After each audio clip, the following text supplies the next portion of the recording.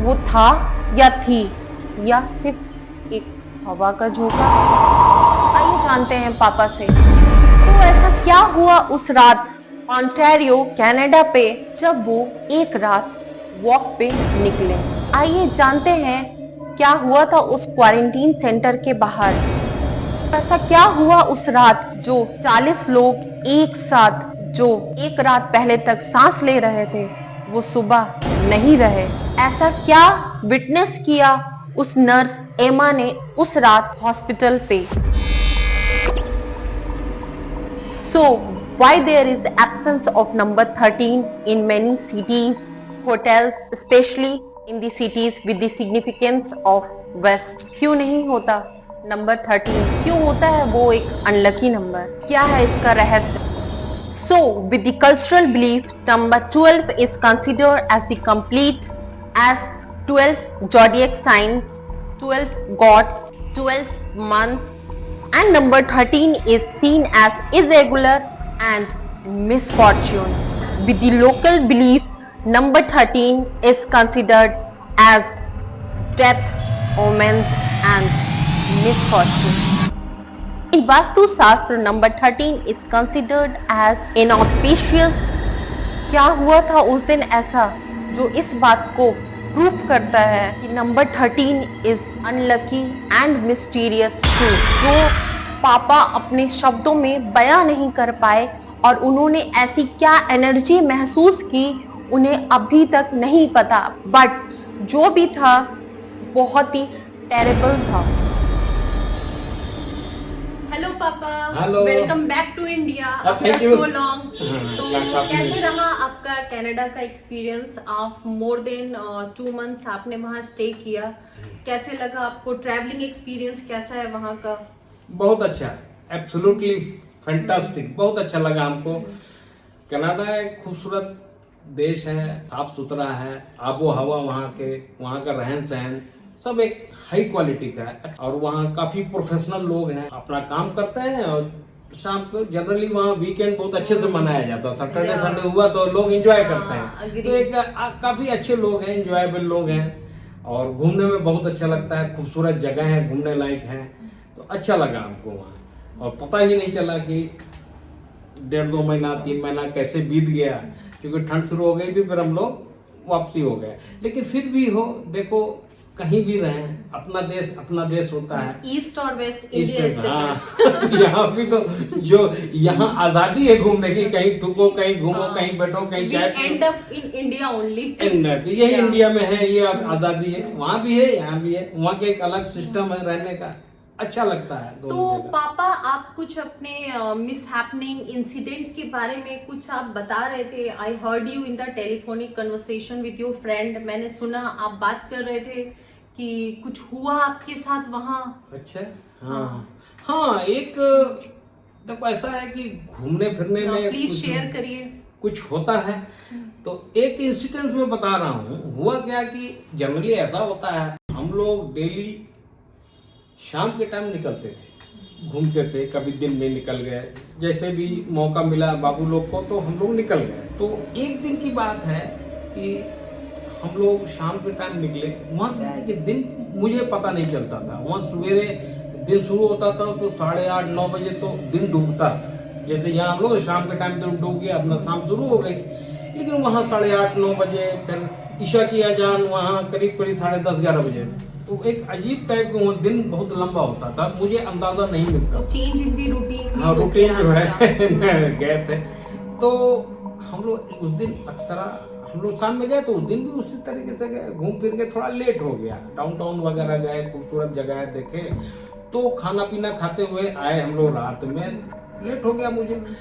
वहाँ क्या है कि पॉपुलेशन क्योंकि कम है और बिल्डिंगें 40 तल्ला 42, 25, 30 ऐसी बिल्डिंगें हैं ऊपर में, सब अपने अपने घर में घुस जाते हैं। रोड में एक बहुत कम मिलते हैं। हम लोग जैसे घूमने वाले आफ्टर डिनर स्ट्रीट वॉकिंग कुछ भी ऐसा नहीं? कुछ ऐसा नहीं है, आफ्टर डिनर वगैरह कुछ नहीं है। लोग खाते हैं, अपने घर में ही रहते हैं। तो आप अकेले वॉकिंग में निकल? मैं अकेले निकल जाता था, लेकिन दिन में मतलब शाम ही निकलता था, जब दूर गाड़ियां और कुछ दुकानें खुली रहती थी। उस दिन इत्तेफाक था, मुझे अंदाज़ा नहीं था कितना रात हो गया, लेकिन रात हो गई होगी।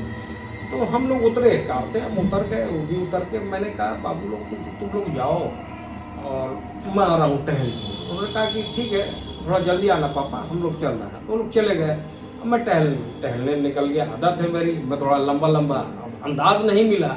वो क्या है कि सेक्रेटेड जगह है, मतलब क्या है कि थोड़ा सब बिल्डिंगें सन्नाटा में है, घर भी सन्नाटा, क्योंकि जगह बहुत है तो लोगों को दिया गया। अच्छा पापा, एक और क्वेश्चन कि ये जो सैटेनिक कल्चर है जो वेस्ट में इतना इन्फ्लुएंस रहता है और तेजी से बढ़ रहा है, विचक्राफ्ट, ये सब क्या रीजन हो सकता है इसकी ग्रोथ का?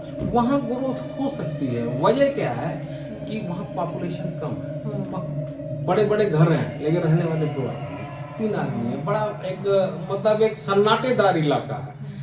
कहीं कहीं रात वगैरह में लोग अपने घर से अपने काम से काम रखते हैं, अपना घूमते खाते हैं, तो उसमें ऐसी चीजें होना स्वाभाविक है। क्योंकि जो गलत ताकतें हम सुनते हैं, हम जानते नहीं हैं कि ये सब उसी सन्नाटे वगैरह जगह में उन लोग को भी अच्छा लगता है कि यहाँ भीड़ भाड़ में कौन आएगा, जो हमारे रहने की जगह नहीं है तो वो कहाँ पे आएगा। कैन फील यू मोर तो वहाँ इस वजह से थोड़ा सा वहाँ इस टाइप का कल्चर है। और घर भी और वो जो इलाके भी इस तरीके से बनाए भी जाते हैं, क्योंकि वेस्ट में क्या है कि जगह बहुत है। हमारे यहाँ की जगह जैसे इतना सा जगह वगैरह बना दिए नहीं, वहाँ काफ़ी घर का जो एरिया है विसिनिटी काफ़ी बड़ा एरिया रहता है। घर छोटा है लेकिन आसपास काफ़ी बड़ा है। और ये जो बिल्डिंग है जिसमें ये लोग रहते हैं, ये 25 मंजिला बिल्डिंग है, उसमें ये लोग रहते हैं। और ये इसके आसपास काफ़ी बड़ा एरिया है, जो कार पार्किंग है, कुछ ये है, कुछ पेड़। सिटी कौन सी है पापा? सिटी टोरंटो है, टोरंटो, मिसिसागा टोरंटो।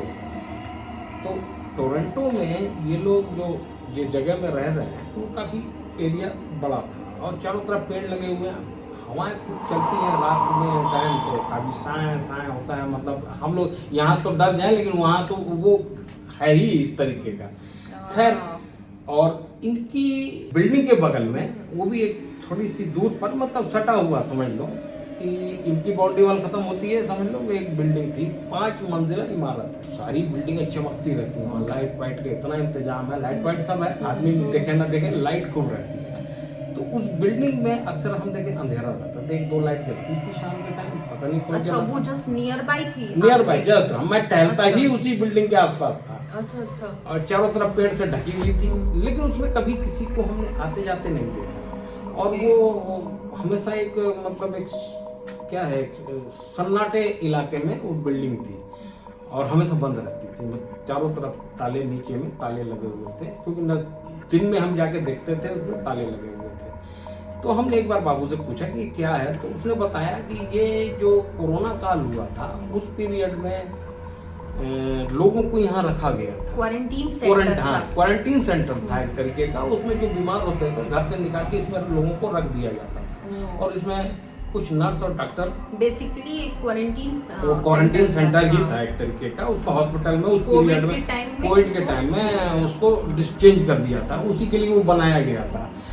तो उसमें उसने बताया कि एक रात में इसमें 40 से 45 आदमी रात में मरे हुए पाए गए थे, उस जितने क्वारंटीन होने गए, ऑल डेड।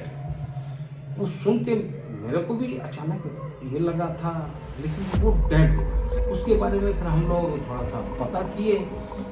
हुआ क्या था कि उसमें क्वारंटीन के लिए कुछ लोगों को रखा जाता था। तो एक रात में जो हुआ था, क्या वजह थी कि वो लोग जब सुबह, एमा नाम की एक नर्स थी, वो जब सुबह आई तो सब मरे हुए पाए गए। तो उनको सब हुआ, उनको हटाया गया। फिर क्या किया जाए, 2-3 दिन तक वो नर्स आती थी, अपना कुछ काम वाम करती थी, उसको कुछ आवाज़ें सुनाई देती थी उस खाली बेड से।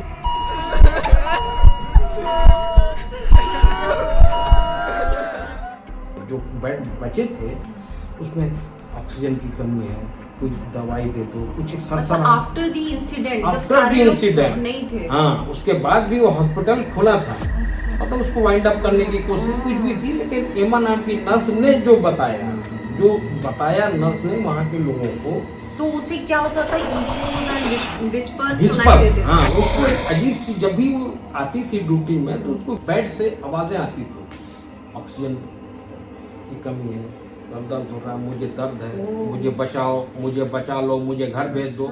इस टाइप की एक विस्पर्स उस नर्स को अजीब अजीब आती थी। वो डर के बेहोश हो गई। उसके बाद उसके साथी लोगों ने उसको उठाया, तो उसने जाके अपने सीनियर्स को बताया कि भाई मैं अब यहाँ काम नहीं करूँगी। लोगों ने भी आए बाहर से, उन्होंने चेक किया तो इमीडिएटली उसको बंद कर दिया। उसको चारों तरफ बंद करके उसको ताला मार सीज कर दिया कि अब इसमें ना कोई आएगा ना जाएगा, ये खत्म। तब से वो अबेंडेंड है, बंद है। ये जब हमको पता चला तो कोई बात है, मैं इसीलिए बेसिकली कभी डरता उड़ता नहीं है, तो मैं अपना घूमता रहता था। उस दिन भी रात में मैं चला गया, थोड़ा सा अंदाजा नहीं मिला। एक्चुअली वो रात में बाद में पता चला कि 11:30-12 बज रहा था उस वक्त जब हम निकल रहे थे, क्योंकि 10:30, 11, 8:30, 9 बजे तक तो उजेला रहता है, तो अंदाजा नहीं मिलता है कि कितनी रात हो गई। लेकिन उनको पता है तो वो अपना अपना रूम में घुस गए। हमें एक आदमी नहीं नजर आया दूर दूर तक। फिर भी डरता नहीं, तो मेरी डेली रूटीन थी। उस दिन जब मैं घूम के आया, हवाएं बहुत तेज थी, तो मैं सोचा थोड़ा कम करें, जल्दी चला। उस बिल्डिंग के नीचे से, वो रास्ते में पड़ती थी वो बिल्डिंग, उसके नीचे से मैं निकल रहा था तो हवा बहुत तेज थी, एकदम लग रहा था पेड़ गिरे जा रहा है। तो मैं तेजी से मैंने कदम और बढ़ाया। अचानक महसूस हुआ मुझे कि मेरे साथ भी कोई चल रहा है। उनको लगा, पहले थोड़ी देर तक मैं चला कि हो सकता है। आपको डर नहीं लगी? मैं डरता था हल्का फुल्का, लेकिन कभी मैं डरा नहीं। मेरे साथ ऐसी कई इंसिडेंट होते रहते हैं। मुझे पहले दिमाग में ये रहता है कि ये पेड़ की आवाज है, जो पेड़ अजीब अजीब आवाज कर रहे हैं, बड़े बड़े पेड़। आपने फील किया वो? लेकिन मुझे एक अजीब फील हुआ जो पहले नहीं होता था, डेली नहीं होता था। उस दिन मुझे लगा कि मेरे साथ भी कोई चलने के लिए चल रहा है। चलता हूँ और जूता भी मैं ये पहना होता है, इसकी आवाज़ कम आती है। लेकिन जो एक मतलब क्या है, चप्पल या सैंडल का, उसकी आवाज़ जब रोड में पड़ती है तो कटकी की आवाज़ आती है, कटे खास आवाज़ आती है। तो मुझे लगा कि कोई चल रहा है, तो मैं तुरंत पलट के देखा तो कोई नहीं नजर आया, तब हवा होगी। लेकिन मैंने कदम बढ़ाना तेज कर दिया कि जल्दी से मैं पहुंच जाऊं घर। तो मैं तेजी से चलने लगा, लेकिन मुझे एहसास हुआ कि वाकई कोई चला है मेरे साथ। मतलब आपको लग रहा था कोई आपको लग रहा है कि somebody is following me, कोई मेरे को, ये तो मेरे को पीछे में है, ये मेरे साथ चल रहा है। लेकिन मैंने भी झड़क दिया। ऐसे ही बहुत बार होता है, न पढ़े वगैरह, तो डर नाम का चीज मेरे दिल में नहीं बैठता है, लेकिन मैं घबरा जरूर जाता हूँ। वो घबराहट चेहरे पर आ गई और मुझे लगा कि मैं जितनी जल्दी हो सके मैं घर की तरफ भागूं, फ्लैट में जाऊं। तो मैं तेजी से कदम बढ़ाया, मैं तेजी से चलने लगा। मुझे लगा कि ऐसी कुछ है, कभी न लगे कभी लगे, लेकिन पहुंचा उस बिल्डिंग का जिसमें ये लोग रहते हैं। हम लोग का जो घर था उसका एक नियम है, उसमें कोई गार्ड वगैरह नहीं रहता है।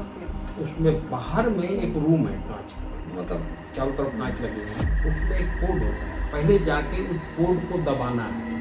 हर घर का एक कोड होता है। जब हम कोड को दबाते हैं तब उस बिल्डिंग के अंदर जाने को मिलता है, तब वहाँ जाके लिफ्ट लगी है, तब लिफ्ट में जाएगी। ऐसा ये सिक्योरिटी पर्पज के लिए वहाँ हर बिल्डिंग में लगा। हमारा भी घर का एक कोड था, तो मैं तेजी से किया। मैं सोचा कि मैं अगर अपना कोड को दबा दूंगा, दरवाजा खुलेगा तो मैं तेजी से अंदर, जो भी मेरे साथ है वो बाहर रह जाएगा।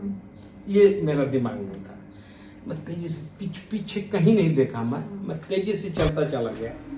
मैं गया रूम में गया, जाके मैंने अपना घर का नंबर, जो मेरा नंबर था, कोड नंबर जो बाबू लोगों ने दिया था, मैं अपने घर का दबाया। मैंने दबा के मैं दरवाजे के पास खड़ा हुआ कि जैसे दरवाजा खुलेगा मैं तेजी से अंदर हो जाऊंगा। ठीक उसी समय जैसे मैं कोड दबा के पीछे पलटा तो एक औरत मेरे पीछे खड़ी। हाँ, लगभग वो वही 5.5-6 फीट की औरत थी, लंबी चौड़ी, ऐसे करके खड़ी थी। क्या पहन रखा था उसने? उसने, मैंने ज्यादा ध्यान से नहीं देखा, लेकिन गाउन पहने हुए थी, गाउन, और एक अजीब टाइप का मफलर या दुपट्टा, लेकिन वो मुस्लिम लोग ऐसा पहनते वैसे नहीं, लेकिन वो बांधे हुए थी चारों तरफ। वो खड़ी होके अपना देख रही थी।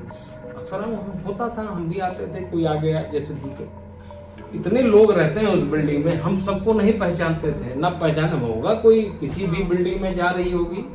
कुछ बोली नहीं, सीरियसली ऐसे खड़ी रही। मैं दहशत तो बहुत थी, घबराहट थी। मैं कहीं तो बाहर रह जाएगी, जैसे ही खुलेगा मैं धन से वही अपना कोड दबाएगी, अपना जाएगी। लेकिन हम नज़दीक में आ गए कि अब दरवाज़ा खुलेगा, जैसे कोड दबाए तो थोड़ी मतलब 10-15 सेकंड में ही दरवाज़ा खुलता है।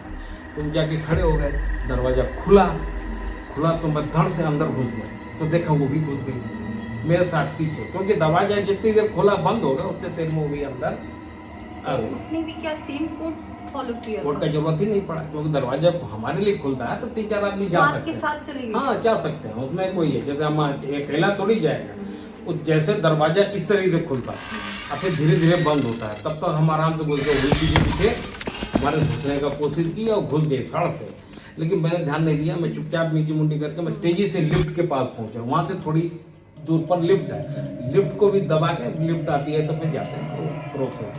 मैं वहां चला गया, अब मैं देखा कि और पीछे खड़ी है। अब मैं वाकई आप अकेले थे? तब मैं अकेले था, दूर दूर तक कोई नहीं नजर आ रहा था। मैं समझा कि अब नीचे में भी कोई वहाँ रहता होता नहीं है, कोई गार्ड हो ये हो, कुछ नहीं है, सब ऑटोमेटिक है, हर चीज ऑटोमेटिक। सोचे किससे कहें, अब तो बंद भी हो गए थे वहाँ, तो ठीक है। मैं तुरंत लिफ्ट का बटन दबाया कि जल्दी से आओगे तो मैं जाऊँ। मैं कहा ये बाहर रह जाए, कम से कम हम ही जाएं, तो मैं दबाया। आप श्योर है कि वो आपको ही फॉलो करते हुए स्टेप? मैं नहीं कह सकता, मेरे को फॉलो कर रही है कि उस जो 25 मंजिला बिल्डिंग है, उस किस हर मंजिल में 8 क्वार्टर है, तो समझ लो कितने लोग रहते होंगे। तो उनमें से किसी की कोई होगा, बहुत लोग मिलते थे हम लोग चढ़ते उतरते, साथ में आ गया चला गया, वो मतलब 5 नंबर में उतर गया, कोई 25 नंबर में उतर गया, कोई 20 नंबर में उतर गया, मतलब अपना अपना फ्लैट का नंबर था, मतलब जो तल्ला है, जो तल है, जो फ्लोर है, उसको दबाते थे लोग। 12 फ्लोर में था, हम अपने अपने फ्लोर में उतरते जाते थे, चलते थे। वो लिफ्ट बहुत फास्ट चलती थी, पता भी नहीं चलता था। तो हम लोग गए, मैंने दबाया तो लिफ्ट थोड़ा लेट लगा, लिफ्ट आई थोड़ा देर से, जल्दी से मैं घुस गया। मैंने कहा ये हवा ना हो, हम तो घुस जाए, क्योंकि लिफ्ट धीरे धीरे बंद कर दे, तो वो भी औरत घुस गई। अब तो वाकई मैं कभी नहीं डरता था, लेकिन उस दिन मैं वाकई डर गया बुरी तरीके से। अब ये था कि मुझे होश भी नहीं था, मैं करूँ तो क्या करूँ। मैं ऊपर भी नहीं देख रहा था क्या तल्ला, मैंने सीधे जो है 16 नंबर, क्योंकि इनका फ्लैट 16 फ्लोर में है, तो 16 फ्लोर पर मैंने दबाया। अच्छा, वहाँ एक बात मैं बताता हूँ, वो जो बिल्डिंग है उसमें फ्लोर है, उसमें 13 नंबर नहीं, लोग पता नहीं क्या इनकी ये है वहाँ की बिल्डिंग की, कि वहाँ जैसे 11, 12, 13 नहीं है, फिर 14, 15 उसमें भी लिखा हुआ कि उसमें 13 नंबर नहीं दबता है ही नहीं 13 नंबर, ना 13 फ्लोर है। तो हमारा 16 था, तो मैंने 16 दबाया। मेरे दिमाग में एक चीज आई कि ये किस फ्लोर को दबाती है वो औरत जो है, क्या खड़ी है, कुछ अजीब सीरियस थी। मैं कहा इसको कुछ प्रॉब्लम होगा, ये किस फ्लोर में दबाती है। मैं भी अलग हट के वहाँ से दबा के मैं हट गया कि भाई तुम आओ अपना दबाओ, ये कुछ नहीं कर रही है, चुपचाप खड़ी है। मैंने कहा ठीक है, मैंने हम हट गए कि भाई हम खड़े हों, हम किनारे आ गए कि भाई अब तुम दबाओ। लेकिन वाई गई वहाँ पे, और वो 12 नंबर और 14 नंबर के बीच में अंगूठा दबा रही है। तो मैंने कहा कि वहाँ 13 नंबर है ही नहीं, तो मैंने कहा अच्छा इतना पता नहीं कैसे मेरे मुंह से निकला, देयर इज नो 13 नंबर। आपने उनको मैंने उस लेडीज को देयर इज नो 13 नंबर, क्योंकि हमारे लिए भी अजूबा था। शुरू गए थे 13 नहीं है, तो मैंने कहा इसको भी बता दें, ये भी नहीं होगी। मैं कहा देयर इज नो 13 नंबर। हमारे तरफ पलट के देखी, अब कुछ बोली नहीं, अब वहीं पर उंगली करके फिर वापस आ गई। हमको दिमाग मेरा खराब हो गया था, क्या चल रहा है, क्या हो रहा है, क्या चल रहा है, कुछ नहीं। मैं मेस्मराइज था उस वक्त, चाहे उसकी वजह से या जो की वजह से। वो किनारे हट गई, हमको पता नहीं चला कि उसने 12 दबाया कि 14 दबाया। हाँ, सेंसलेस है कि इसने 11 दबाया कि 12 दबाया कि 14 दबाया, कुछ पता नहीं चला।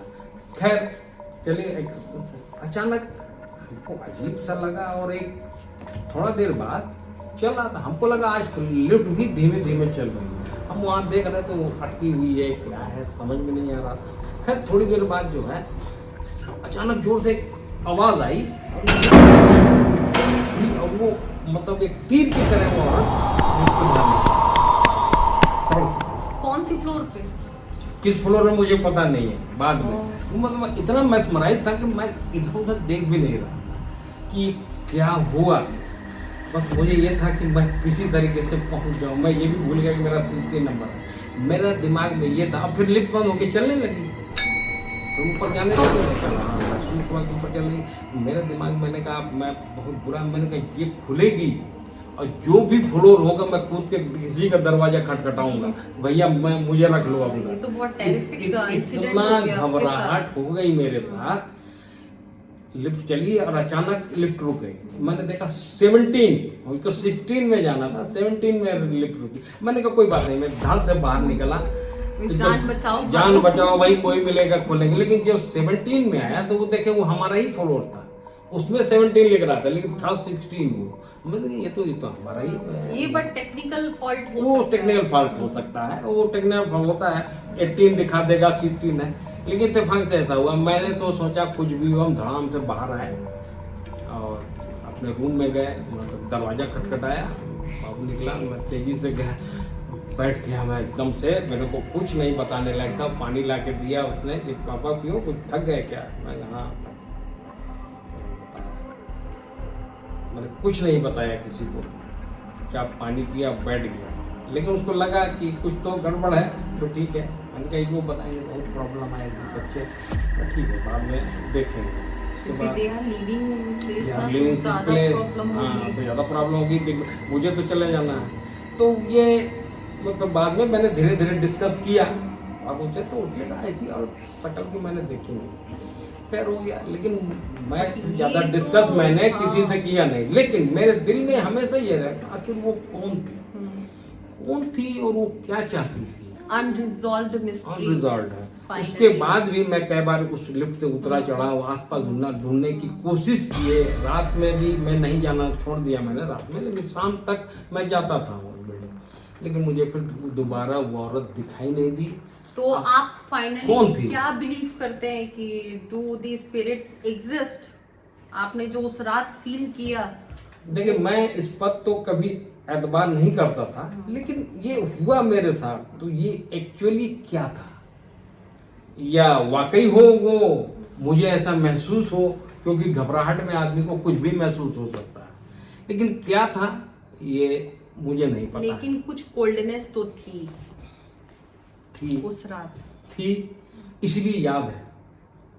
बहुत हम लोग घूमे, बहुत एंजॉय किए, लेकिन ये इंसिडेंट याद है, तो इसीलिए याद है कि कुछ तो था इसमें।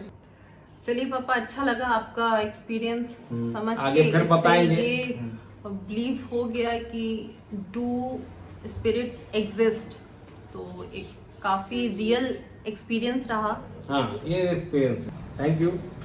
थैंक यू पापा, थैंक यू।